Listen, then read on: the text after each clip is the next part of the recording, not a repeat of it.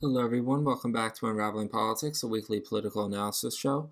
So, we have three topics to talk about: the strikes on Iran, the tax bill the Senate unveiled, as well as updates to the president's approval rating. In other news, we have some big breaking news that broke at the end of last week, and that was the war with Iran that has intensified as we have now become involved in the conflict directly. President Trump left at the beginning of last week the G7 meeting in Alberta, Canada, early, and as the week passed, there was increasing talk in the press, both the left wing and the right wing press, about regime change in Iran. And I floated this idea last week, and I want to expand on that here. In short, no, I do not think this is a good idea. I think it's a bad idea for three reasons: Iraq, Afghanistan, and Libya. And while Iran is not the same as these three countries, American involvement in the Middle East has been horrifically bad historically. The only time we've had success in the Middle East and lasting success was the Gulf War, and was when we had a relatively simple mission, and that was to drive Saddam Hussein out of Kuwait when he invaded in 1990. In all truth, we have been in the Middle East my entire life. I'm 21 years old, and we've been involved since before I was born, and Americans are tired of it. Let's take care of our own country now. And I think many Americans resonate with me. Let Israel and Iran figure this out themselves. That was what I was going to tell you until the strikes came down. However, it may be too late for this. On Saturday night, we learned that President Trump ordered 3 military strikes on Iran. He wrote on Truth Social, quote, "We have completed our very successful attack on the 3 nuclear sites in Iran, including Fordow, Natanz, and Esfahan. All of our planes are now outside Iranian airspace. A full payload of bombs was dropped on the primary site, Fordow, and all planes are safely on their way home. Congratulations to our great American warriors. There is not another military in the world that could have done this. Now it is time for peace. Thank you for your attention to this matter," end quote. I mean, I agree. I don't think any other country could have done this.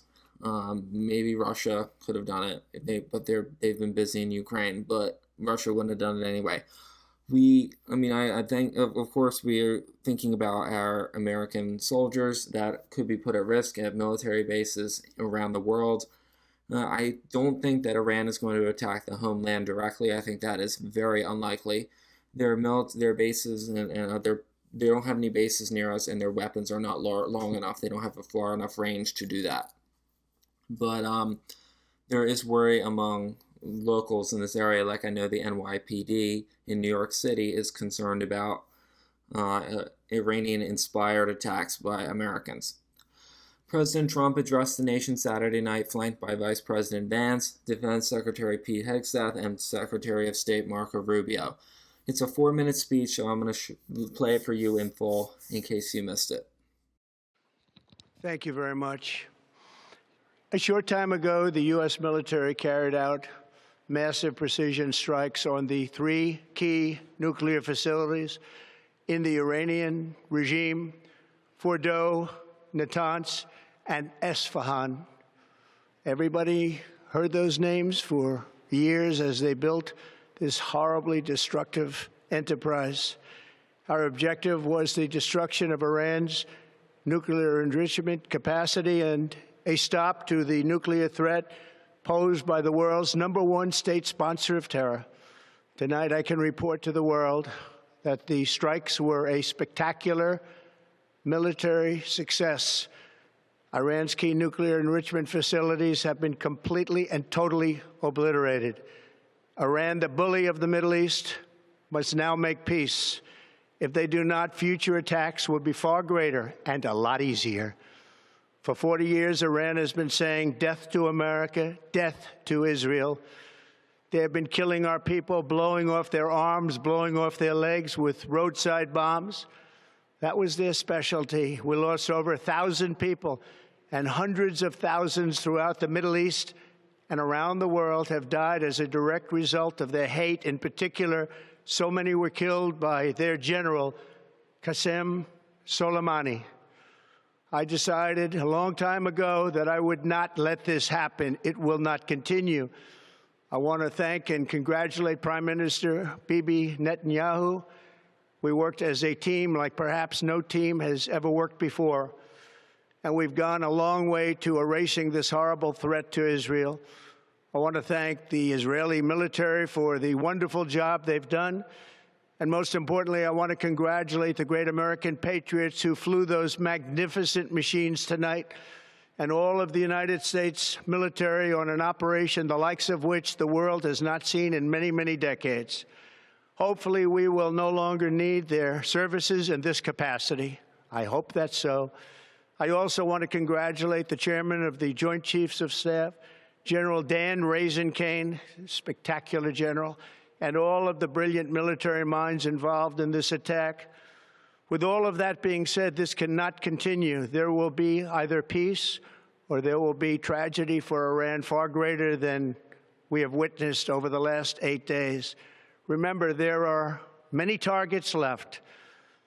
Tonight's was the most difficult of them all, by far, and perhaps the most lethal.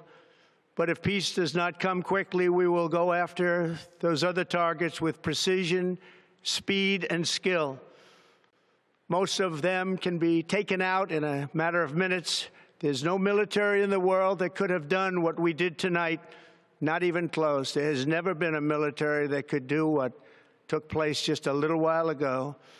Tomorrow, General Kane, Secretary of Defense, Pete Hegseth will have a press conference at 8 a.m. at the Pentagon. And I want to just thank everybody, and in particular, God. I want to just say we love you, God, and we love our great military. Protect them. God bless the Middle East. God bless Israel, and God bless America. Thank you very much. Thank you. You can hear the political tones in the speech saying that the last 4 years, referring to the Biden administration, Iran has been threatening America, and really they've been doing it the last 4 decades. This reminds me of like when President Bush declared mission accomplished in 2003. I don't think this will be the end. If any of you are thinking this is going to be a one-and-done thing, think again. To praise the president, this is probably one of Trump's strengths. He comes off as a stronger president than Biden ever did. Biden was a weak president. I don't think you could have seen Biden give this kind of speech in the same circumstances, and I don't think you could have seen Kamala Harris do that either. However, I think what comes next is Iran's response, and we don't know what that will be. We have bases, as I said, in Iraq and Syria and Israel and other countries in the area, and that they are within range of Iranian bombs. From what I understand, Iran is not able to attack the mainland United States, as I said earlier. So hopefully that doesn't mean we'll see a direct strike. I don't think that's going to happen. This came after on June 15th, which was on, I don't even know what day it was. That was on Saturday last week. We heard we might get involved. And then on June 16th, Trump said he didn't want to talk about it. Then on June 17th, he said we would get involved if that's what it took, which I assume meant the destruction of nuclear facilities. And a lot of this I was prepared to tell you before we found out about the strikes. I write these scripts a couple of days in advance. From experts, it appears that Israel alone could not have wiped out the nuclear program. So it was a case of Israel does part of the job and that's it, or we join in and we do the whole job. And here's what I'm going to say is I'm certainly not an expert on Iran, and I don't really care that much, but I would be surprised if this was it. I really would be. I think there's going to be more. I can't imagine that that's their entire nuclear facility just gone like that. So that's kind of what I have to say.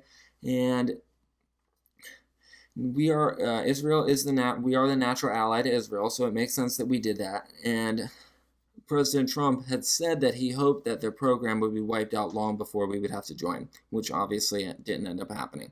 A Fox poll from 2019, I guess I know that was 6 years ago. It's the most high-quality recent polling that takes this issue into account. It's the most recent one, and that was 53 to 30%. 53% supported attacking Iran, 30% did not. However, more recent polling on the issue just is not available. Pew Research polling from last year shows that Americans believe China and Russia were more of a threat than Iran. So the bag is kind of mixed here. Americans supported attacks against Iran in the past, but the populist right has now taken control of the Republican Party since then, and I imagine new polling will show a shift in perception. But of course, that remains to be seen. Interestingly, though, in the 2024 Republican Party platform, which I've linked below, states that 20 promises they outlined, and one of them, number 8 actually, said if Republicans were elected in 2024, they would prevent World War III, restore peace in Europe and the Middle East, and build an Iron Dome defense system across our country, all made in America. War breeds inflation, while geopolitical stability brings price stability. Republicans will end the global chaos and restore peace through strength, reducing geopolitical risks and lowering commodity prices. They also promised to return peace through strength and wrote, "We will stand with Israel and seek to build peace in the Middle East. We will rebuild our alliance network in the region to ensure a future of peace, stability, and prosperity." End quote. President Trump stated in his victory speech on November the 6th, there is a historic realignment uniting citizens of all backgrounds around a common core of common sense. You know, we are the party of common sense. We want to have borders. We want to have security. We want things to be good. We want things to be safe. We want great education, a strong, powerful military, and ideally we don't have to use it.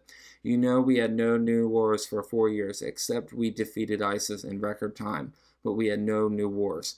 They said we will start a war, and I'm not going to start wars. I'm going to stop wars. So it seems pretty clear to me that President Trump promised America that he would not start or get us involved in wars, and it sounds like he has gone against that promise. I think we are going to be more involved in the coming days, weeks, and months.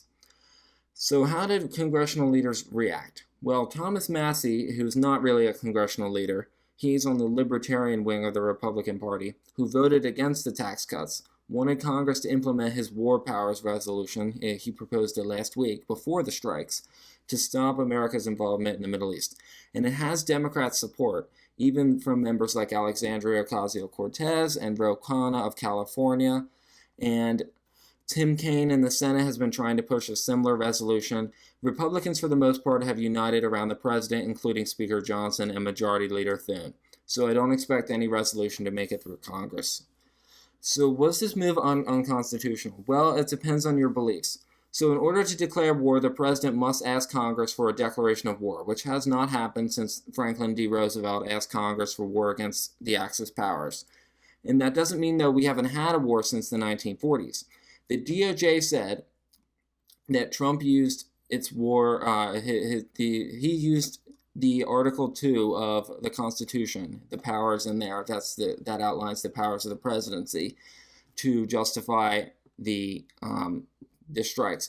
But they also said if the conflict continues, congressional authorization may be required, and that's what I will explain later.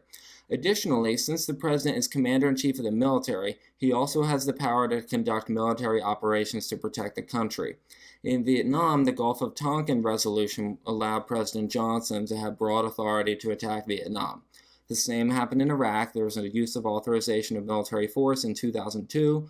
And then Afghanistan is different because it was in response to the attacks on September 11, 2001. And I would say that out of the three, this is most similar to Iraq. And based on precedent, Trump, if Trump wants to pursue a long-term conflict, which I really don't think he wants to do, especially with boots on the ground, which I really don't think is going to happen, then Congress will have to pass an authorization of military force, which I think is very unlikely at this stage. Anyway, that is my thoughts. Please let me know yours in the comments below. Moving on to domestic news, the Senate has finally passed its tax-cutting package, which, as I said for the last few weeks, would differ from the House package. It was revealed to us a week ago, and it now has to pass both chambers before it heads to President Trump's desk on July 4th, which is not going to happen. I can pretty much guarantee that. I also already explained that this bill I explained the bill in the last few episodes of the House bill, so I'm going to go over some of the changes as I understand them and provide my thoughts. First is to maintain the $10,000 SALT deduction cap, which is far below the $40,000 SALT deduction tax limit. And SALT is the state and local tax. I've explained this before. It essentially allows you to deduct taxes as paid to states and localities from your federal bill. This basically benefits blue states. And of course, I'm against the idea of a SALT deduction because it rewards high tax states and shifts the burden of paying those services from people who live in those states to the federal government. So if you're in Mississippi, your federal tax dollars are covering extra dollars that New Yorkers didn't pay for New York's public services. See the problem here? Also, the no tax on tips policy has been watered down, and the no tax on overtime policy has been watered down as well, as I predicted. There's now a $25,000 limit of deductions on tip income, and Republicans propose the same limit for overtime pay. There's also a larger deduction for seniors at $6,000, and I believe the House version was $4,000. So that's the only kind of the extra that people are getting here. On Medicaid, there's even deeper cuts, which I also predicted. Work requirements have been broadened to parents of children older than age 14, and expanded work requirements for SNAP to include Americans up to the age of 64, and parents of kids older than 10 used to be 7 in the other bill. In order to qualify for Medicaid, people will need to work or volunteer 80 hours a month, or roughly 20 hours a week. Josh Hawley, a Missouri Republican, has come out against these Medicaid cuts, and according to the Associated Press, he says that this bill needs some work. So, where do I expect it going from here? Well, I can assure you that this bill is going to be dead on arrival in the House. Why? Because blue state Republicans are going to, who voted for the House bill because of some of the SALT deduction increases, they fall for that very, very hardly. Or they fall for that very hard. Now that that's been taken out, they're going to vote against the bill, and the bill is going to be defeated. And they said that they wouldn't support it. So I don't think this bill is going to pass the Senate. Hawley and Ron Johnson, a Republican from Wisconsin, are also against the bill. So I assume Rand Paul is also against it, because he said he was against raising the debt ceiling, which means that that's 3 people. And as far as I know, their fourth or a fifth could be very well waiting in the wings. And once we get to 4, this bill is dead. And here's something I've noticed about the far right over the last few years, and I'll just tell you this now. There really is no compromising with the far right. The far left is different, but there's no compromising with the far right. If you either give them what they want, or they will defeat you, and whatever, they will go against you. And the problem is the far right usually wants different things. There are groups over here that want these things, groups over here that want these things. There are some more populist members that want this stuff. They're willing to spend more money, and others want a more balanced budget. And I'm still against this bill. It doesn't address my concerns about debt in this country. I don't expect the budget to be balanced anytime soon. But at least I expect smaller and smaller deficits, which we are not getting. We should be making progress toward it and not away from it. Therefore, I am still opposed to this bill, and although I would like to see what the Congressional Budget Office has to say about it. The House bill said that would add $2.9 trillion over 10 years, which is a little lower than the 3.1 and the 3.5 I've heard. I'm 99% sure this bill will now fail by July 4th. If they want to pass it, the Senate needs to pass it by tomorrow, Tuesday the 24th, which is tomorrow, and then the House will need to vote on Friday afternoon or evening, because there's a 3-day wait period. Other than that, the only other option would be to either violate the 3-day wait period, which Republicans will not be happy about, or they can keep Congress in session over the 4th of July recess. And for reasons I outlined last episode, I don't see that happening. So I think this bill is dead, at least for now anyway. They can come back after the July 4th recess. Their Congress is in session for the second 2/3 of July, and they can try again. Lastly, I've not heard much about the LA riots, but I wanted to highlight some new polling for you. According to Harry Enton on CNN, Trump's polling of the handling of the riots is minus 15, and among independents, it's an astonishing minus 24. And I've noticed this in politics, that wherever the independents are, such as myself, that's where the median voter tends to be. So if he's minus 24 among independents, that's pretty bad. That's a 24% gap. And believe it or not, I do actually approve of the president's handling of this issue so far. I just want to know what is he going to do long term in the future.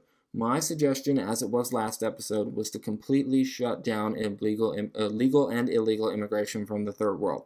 If he doesn't, then I might join the independents and disapprove. Overall, though, the president's disapproval rating is 5 points higher than the approval. It's at 51%. So it's actually gone up a bit since I last talked about it. And on immigration more broadly, it's actually at -2. And that's his best issue. And on inflation, it's ticked up a little bit, but it's everything else is between -10 and -20. So here's what I see in the future. I see the president's approval rating getting a little bit worse, but not a lot. And I also think we are so polarized, there isn't that much we can move back and forth. I'm guessing the president's floor is at about 40%, maybe a bit lower, but it's hard to say. And I'll tell you what I've noticed about myself is that being the hater that I am, is that once the president's approval rating falls below 45%, I tend to switch sides. And he's at 46 right now. It's not on purpose. It's something that I don't just go where the wind blows. I tend to follow the median voter just by habit. And on most issues, I am that way, except for immigration. So usually once it gets below 45%, that's pretty much when I turned on Biden. And Trump was below 45% almost the entire time, his first term in office. And there was two periods that peeped up right at the beginning and during COVID at the beginning. And the only time I approved of him first time was right as COVID was starting. So anyway, we'll have to see what comes next. Next week it will be June 30th. This bill will hopefully be dead by then. We'll have to see. So thank you for listening always, and please let me know your thoughts in the comments down below, and have a great day. Bye-bye.